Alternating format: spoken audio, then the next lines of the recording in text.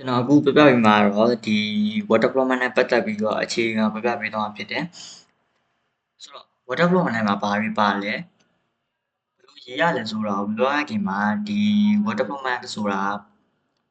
ဘာတွေအသုံးပြုလို့ရလဲဘာမှအသုံးချလဲရလဲဆိုတော့ပြပြပေးသွားဖြစ်တယ်ဘာဖြစ်လို့ဆိုတော့ကျွန်တော်ဒီ web development နဲ့ပတ်သက်ပြီးတော့သင်ခန်းကြီးတက်ထားတယ်ကိုယ်တိုင်လေ့လာထားတယ်ဒါပေမဲ့အသုံးချရမယ်ဆိုတော့မသိဘူးဘာတွေလောက်ရမလဲဆိုတော့မသိဘူးဖြစ်နေတယ်အဲဒါကြောင့်မို့ကျွန်တော်ကဒီ web development နဲ့ပတ်သက်ပြီးတော့အရင်ဆုံးရှင်းပြပေးသွားမှာဖြစ်တယ်ဆိုတော့စလိုက်အောင်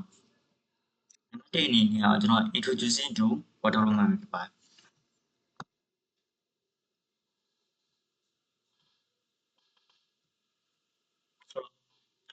web development ဆိုတာပါလေ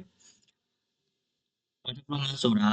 website တွေ web application တွေကိုဖန်တီးတည်ဆောက်တဲ့လုပ်ငန်းစဉ်တစ်ခုဖြစ်တယ် website တွေ web application တွေဆိုတာကျွန်တော်တို့နေ့စဉ်အသုံးပြုနေတဲ့ Google Facebook YouTube စတာတွေပဲဖြစ်ပါတယ်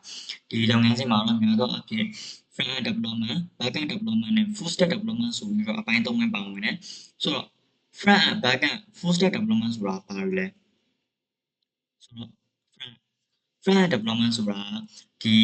website ရဲ့အပြင်မှာ user interface ကိုဖန်တီးရတာဖြစ်တယ်ဒီ website အပြင်မှာ user interface ဆိုတာကျွန်တော်ဒီ Facebook ဆိုလည်းကျွန်တော်စဝင်လိုက်တဲ့ user စဝင်လိုက်တဲ့အခါကျရင်ကျွန်တော် new feed တွေ့ရမယ် YouTube မှာဆိုရင်လည်းကျွန်တော် video တွေ့ရမယ် Google ဆိုရင်လည်းကျွန်တော် Google ရဲ့ index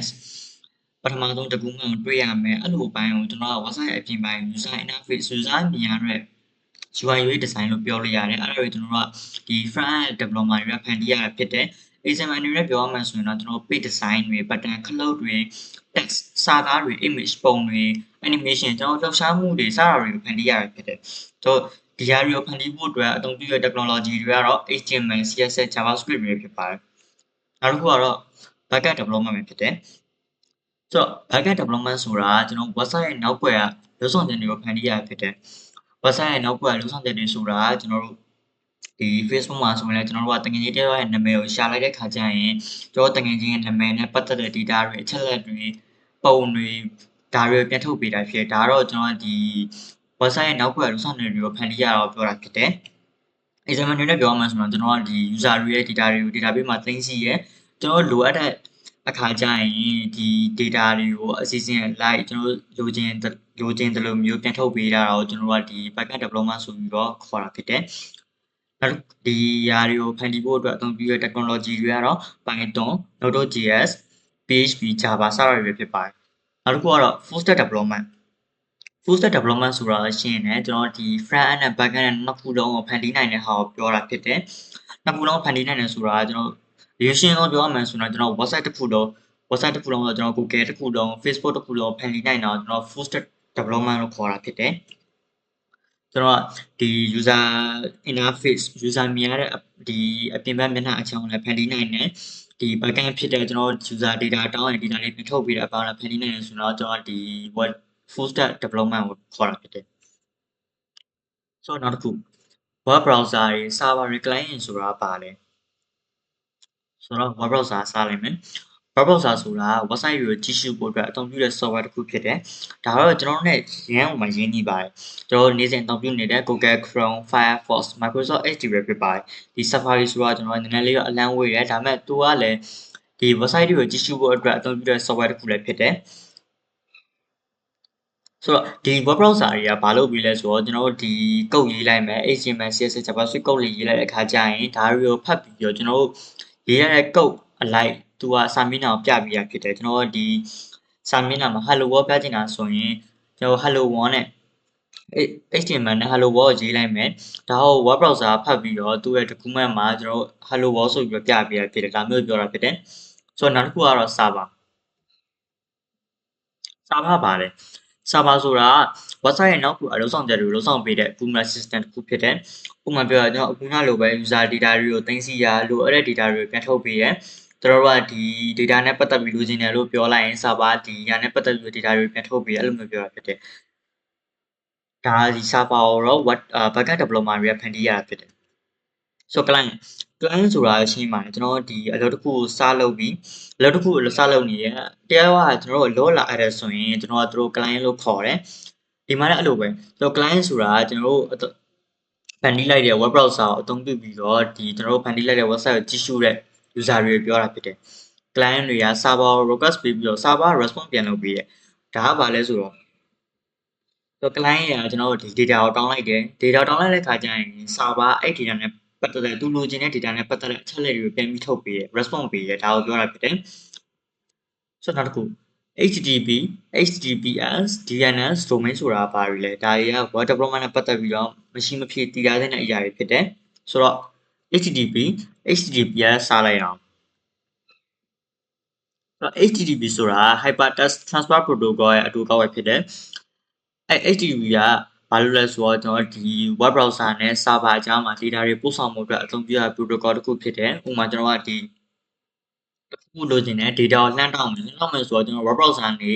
server လှမ်းတောင်းအောင်ဖြစ်တယ်ကျွန်တော်အားကြောင့်မို့ဒီ web browser ကနေ data တစ်ခုရိုက်ထည့်လိုက်တယ်အဲ့ data server ကိုရောက်သွားတယ် server ကနေမှကျွန်တော်တို့ဒီလိုချင်တဲ့ data web browser ပြန်ပြီးတော့ပြပေးရဖြစ်တယ်အဲ့ကြောင့်ကျွန်တော်ဒီ web browser နဲ့ server အကြား data တွေပို့ဆောင်မှုအတွက်အသုံးပြုတဲ့ protocol တစ်ခုဂျားကနေတစ်ခုဖြစ်တယ်လို့ပြောလို့ရတယ်နောက်တစ်ခုကကျတော့ HTTP လို့ပဲဒါပေမဲ့ကျတော့ HTTPS Hypertext Transfer Protocol Secure ဖြစ်တယ်သူကတော့ HTTP ရဲ့ secure version ဖြစ်ပြီးတော့ data တွေကိုဒီလုံခြုံစွာပို့ဆောင်ပေးတယ်ပြောချင်တာကကျွန်တော် HTTP မှာတော့ဒီ web browser ကနေ server data လှမ်းတောင်းတယ် server နေပြီးမှ web browser မှာ data ပြန်ထုတ်ပေးတယ်ဒါပေမဲ့သူလည်းအဲ့လိုပဲအလုပ်လုပ်တယ်ဒါပေမဲ့သူကကျတော့ဒီ secure ဖြစ်တယ် secure ဖြစ်တယ်ဆိုတော့ကျွန်တော်လုံခြုံတယ်စိတ်ချရတယ်ကျွန်တော် data တွေအပြင်ကိုမပေါက်ကြဘူးကျွန်တော် privacy ကိုအပြင်မပေါက်ကြအဲ့လိုမျိုးပြောတာဖြစ်တယ်ကျွန်တော် example ပြောမှဆိုရင်တော့ဒီမှာ example.com မှာထားပါကျွန်တော်ဒီမှာဒီဟာလေးရှိရဲကျွန်တော်နှိပ်လိုက်မယ်ဒီမှာ connection secure ဒီ connection secure ဆိုတာကျွန်တော်ဒီ privacy secure နဲ့တူတူပဲ security ဒါကဘာလို့ပြောလဲဆိုတော့ကျွန်တော်ဒီ website မှာအသုံးပြုတဲ့ data တွေပါအလွယ်ပြောင်းလုံးမှဆိုရင်ဒီ website ကလုံခြုံတယ်စိတ်ချရတယ်ကျွန်တော် data တွေ privacy အပြင်မပေါက်ကြဘူးလို့ဖြစ်တယ်ဒါပေမဲ့တချို့မြင်မှုကြမှာကျွန်တော် line ကြတာပဲဖြစ်ဖြစ်ဘာဖြစ်ဆိုတော့နည်းနည်းလေး line ကြတာနဲ့ဒီနားမှာဒီ warning icon လေးနဲ့ပေါ်လာပြီး your connection is not secure ဒါ internet line ဟိုချိန်သုံးတဲ့အခါတွေ line ကြတဲ့အခါကျတော့ပြောတာဒီ internet line မကောင်းတာတို့ဒီ website က data တွေဘယ်လိုပြောမလဲ secure မဖြစ်တာတော့အခါကျတော့ပြရတယ်ဒါကကျွန်တော်ဒီ data တွေ safe မဖြစ်ဘူးဆိုတော့ပြောချင်တာဖြစ်တယ်ဆိုတော့နောက်တစ်ခု DNS ဆိုတော့ကျွန်တော် domaining system ဖြစ်ပါတယ်ဆိုတော့ domaining system ကပါလဲ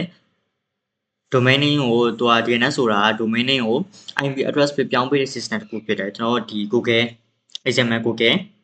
Facebook အဲ့ဒါတွေသူက IP address နဲ့ပြန်ပြောင်းပေးတဲ့ဟာဖြစ်တယ်ဆို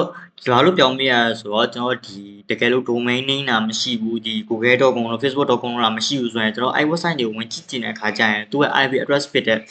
ဒီ IP address ဖြစ်တဲ့ဒီနံပါတ်လေးနဲ့ဝင်ဆိုင်လို့ရတာဖြစ်တယ်ပြောချင်တာကျွန်တော် website တစ်ခုကို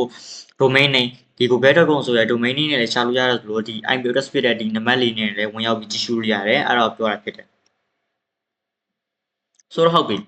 ကျွန်တော်ခုနပြောပါ domain name ဆိုတာဘာလဲဒီမှာရှင်းပြပေးမယ်ကျွန်တော် domain ဆိုတာတော့ကျွန်တော်ရှင်းတယ် website ရဲ့နာမည်ဖြစ်တယ်ကျွန်တော် website နာမည်ဆိုတော့ကျွန်တော်ခုနပြောသွားသလိုပဲ google.com facebook.com youtube.com စတာတွေဖြစ်တယ်ဒါကဘာလဲဆိုတော့ကျွန်တော်ကဒီထားပါတော့ကျွန်တော် website တစ်ခုဖန်တီးလိုက်ပြီဒါပေမဲ့ကျွန်တော် website တစ်ခုကိုကျွန်တော်ဖန်တီးရအောင်ကျွန်တော်ကိုယ်တိုင်ကြည့်မှန်းဆိုရင်တော့နာမည်ကဘာပေးရတယ်ကျွန်တော်ပေးဦးဆိုရင်လည်းရတယ် domain ဝယ်ဦးဆိုရင်လည်းရတယ်ကျွန်တော်ဒီကိုယ့် PC မှာပဲထားလိုက်ရတယ်ဒါပေမဲ့ကျွန်တော်ဖန်တီးလိုက်တဲ့ website ရာ user အသုံးပြုစီခြင်းနဲ့ user တွေသုံးမှကျွန်တော်က data response လုပ်ပေးလို့ရမှာဆိုရင်ကျွန်တော်အဲ့ website ကိုနာမည်စပေးရအောင်ဖြစ်ဆို user ကကျွန်တော်အုံနာပြောရဲ web browser တွေမှာကျွန်တော်တို့ website ရဲ့နာမည်ရချလိုက်တဲ့အခါကျမှကျွန်တော် website ပေါ်လာမှာဖြစ်တယ်ဆိုတော့ကျွန်တော်ဥမာထားပါတော့ကျွန်တော် portfolio တစ်ခုလုပ်လိုက်ပြီ portfolio ဆိုတော့ကျွန်တော်ဒီကိုရေးချင်းပေါ့ CV form လို့လည်းပြောလို့ရတယ်အဲ့ website တစ်ခုဖန်တီးလိုက်ပြီကျွန်တော်ဖန်တီးလိုက်တဲ့ website ကိုကျွန်တော်ကဒီကိုနာမည်နဲ့.com ဆိုပြီးအနာပေး .com တော့ .org ကိုတစ်ခုကိုပေးလိုက်တယ်အခါကျရင်ကျွန်တော်တို့ website ကိုကြည့်ကျင်တဲ့ user တွေက client တွေကကျွန်တော်ဒီ web browser မှာကျွန်တော်တို့နာမည်နဲ့ .com .org အဲ့လိုမျိုးချလိုက်တဲ့အခါကျရင်ကျွန်တော် website ကကြာလာမှာဖြစ်တယ်အဲ့ဒါကိုပြောတာဖြစ်တယ်ဆိုတော့ကျွန်တော် website တစ်ခုဖန်တီးပြီးဆိုရင်မရှိမဖြစ်ကတော့ domain name ကတော်တော်အရေးကြီးရယ် domain name ကိုဘယ်ကနေဝယ်လို့ရလဲဆိုတော့ domain register နေဝယ်လို့ရတယ်ဥမာ zat.com တို့ cloudflare တို့စတာတွေဝယ်လို့ရတယ်တော့ domain တစ်ခုဝယ်ပြီးဆိုရင်တော့ကျွန်တော်တို့ DNS ခုနပြောတယ်ဒီတော့ IP address နဲ့ website နာမည်ကိုပေးရတယ် ပြောချင်တာကျွန်တော်ခုနပြောလို့ပဲ website ကိုကျွန်တော်ရဲ့ IP address နဲ့ဝင်ကြည့်လို့လည်းရတယ်လို့ domain name website နာမည်နဲ့လည်းဝင်ကြည့်လို့ရတယ်အဲ့လိုမျိုးပြောတာဖြစ်တယ်ဆိုတော့နောက်တစ်ခု 2-1 setup 2-1 setup ဆိုတာဘာလဲကျွန်တော် web development မှာအသုံးပြုတော့မှာဆိုရင်ကျွန်တော်ဘယ် tool တွေအသုံးပြုမယ်ဘယ် setup တွေအသုံးပြုမယ်ကိုရှင်းပြပေးသွားမှာဖြစ်တယ်နံပါတ်1ကတော့ code editor ဖြစ်ပါတယ် code editor ဆိုတော့ကျွန်တော်တို့ဒီ code တွေအသုံးပြုတယ် code တွေကိုဖြတ်မယ်ပြင်မယ်ရေးမယ်ဒါတွေကိုအသုံးပြုလို့ရတဲ့ application တစ်ခုဖြစ်တယ် application ဆိုတာကျွန်တော်တို့ဒီ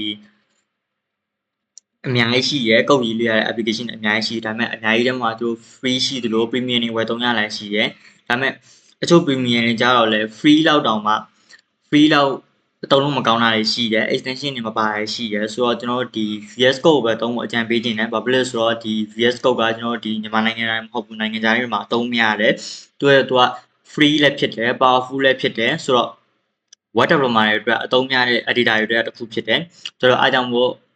ဒီ VS Code ပဲအသုံးပြုလိုက်မယ်နောက်တစ်ခု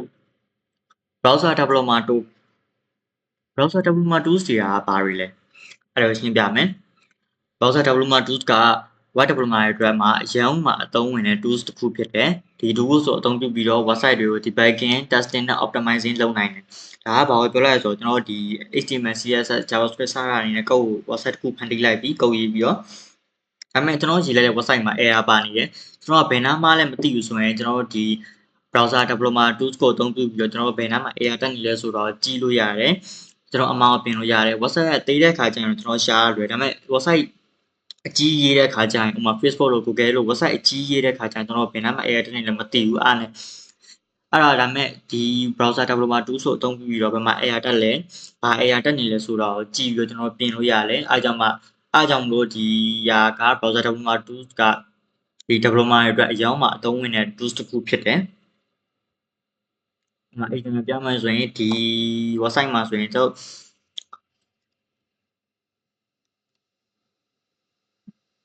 ဒီမှာအမှားလေးပါနေရအဲ့ဒါဆိုဒီယာကတော့ဒီနားမှာ error တက်နေတာကိုပြောချင်တာဒါပေမဲ့ तू က error တက်တာတော့မဟုတ်ဘူး तू ကဒီနားမှာ error တက်အောင်ရေးရတာ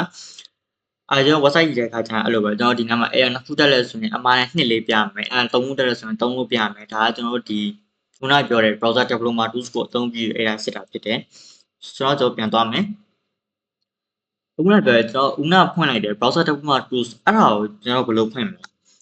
ဒီ Google Chrome မှာဆိုရင်ကျွန်တော်ဦးနာပြတယ် Google Chrome မှာဆိုရင်ကျွန်တော် laptop မှာပါတယ် after ကိုနှိပ်ပြီးတော့ဖွင့်လို့ရတယ်ဒါမှမဟုတ်လဲ control shift ion နှိပ်ပြီးဖွင့်လို့ရတယ် install ကကျွန်တော်ရှင်းတယ် install ကိုပြောတာဒါမှမဟုတ်လဲကျွန်တော်ဒီ keyboard အသုံးပြုခြင်းဆိုရင်ကျွန်တော်ဒီတကုန်းမိုက်မှာ right click ထောက်ပြီးတော့ဒီ install ဆိုတော့နှိပ်လိုက်တဲ့ခါကျရင်ဒီက browser developer tools ပေါ်လာတယ်ကျွန်တော်ဘယ်လိုအသုံးပြုလို့ရတယ်ဒီ Firefox မှာဆိုရင် after control shift ion နှိပ်ပြီးအသုံးပြုရတယ်သူကတော့ right click နှိပ်ပြီးတော့ inspect element ကိုနှိပ်ပြီးအသုံးပြုရတယ်ဆိုတော့ developer tools ရဲ့အဓိက feature တွေကပါတယ်လေအဓိက feature တွေက element tab တော့ကြတော့ website ရဲ့ HTML နဲ့ CSS ကို inspect လုပ်နိုင်တယ်အဲ့ဒါဘာကိုပြောလိုက်ရဆိုတော့ကျွန်တော်ပြပေးမယ်ဥပမာဒီ website ဆိုရင်ကျွန်တော်က HTML CSS နဲ့အသုံးပြုပြီးရေးရတဲ့ website တစ်ခုဖြစ်တယ်ဒါမဲ့ကျွန်တော် website တစ်ခုရေးပြီးဆိုရင်ဒါကကျွန်တော်ဒီ laptop site ပေါ့နော်ဒီ laptop site မှာပဲပေါ်အောင်ရေးလို့မရဘူးကျွန်တော်ကဒီ media အလိုက်ဖုန်းတိုင်းအလိုက်ပေါ်အောင်ရေးရတာဖြစ်တယ်ကျွန်တော်ဒီထားပါတော့ inspect ထောက်ပြီးကြည့်လိုက်မှာဒါကျွန်တော်တို့ဒါဆိုဖုန်း site ဖြစ်သွားပြီဒီဖုန်း site ရောက်သွားတဲ့အခါကျရင်ဒီစာလေးတွေကအောက်ကျသွားတယ်ပြီးတော့ဘေးမှာနေရာလွတ်တွေမရှိတော့ဘူးတော့ဒီ tablet site ကိုတစ်ဆက်သွားကြည့်မယ် tablet site ရဲ့ခါကျရင်ဒီအလဲကဒီအကွက်ကြီးရဲ့ရှည်နေအောင်တွေ့ရတယ်ဒါဆိုကျွန်တော် desktop site မှာဆိုရင်ကျွန်တော်ဘေးမှာအကွက်လေးတွန်းနေတာဖြစ်တယ်အဲ့ဒါဒီ media အလိုက်မှာအသုံးပြုလို့ရအောင်ရေးရတာဖြစ်တယ်ဒါမဲ့ media လိုက်မှာအသုံးပြုလို့ရအောင်ရေးရတာမှန်ပြီဒါမဲ့ကျွန်တော်ကဖုန်းတိုင်းမှာလိုက်ကြည့်နေလို့မရဘူးဒီဖုန်းမှာဘယ်လိုပေါ်လဲဘယ်ဖုန်းကဘယ်လိုပေါ်လဲဆိုတာလိုက်ကြည့်နေလို့မရဘူးဆိုတော့ကျွန်တော်ဒီ inspect လေးကိုအသုံးပြုပြီးတော့ဘယ်ဖုန်းမှာဘယ်လိုပေါ်လဲဆိုတော့ကြည့်ရတာဖြစ်တယ်ဥပမာ tablet ဆိုရင်ရှည်ရှည်လေးပေါ်မယ်ဒီမှာသူဆိုရင်တော့ဒီ9အောက်ရောက်သွားတယ်9အပေါ်ရောက်သွားတဲ့အခါကျရင်ဘေးပေါင်းလေးချားသွားတယ်ဒီ9အောက်ရောက်သွားတဲ့အခါကျရင်အပေါ်ကောက်သွားတယ်ဘေးပေါင်းလေးအကုန်ကောက်သွားတယ်ရှည်ရှည်လေးပေါ်တယ်ဒါပေမဲ့ကျွန်တော်ဒီ320 size ရောက်သွားတဲ့အခါကျရင်သူကစာလေးအရှည်ပေါ်တယ်ဒီအလဲက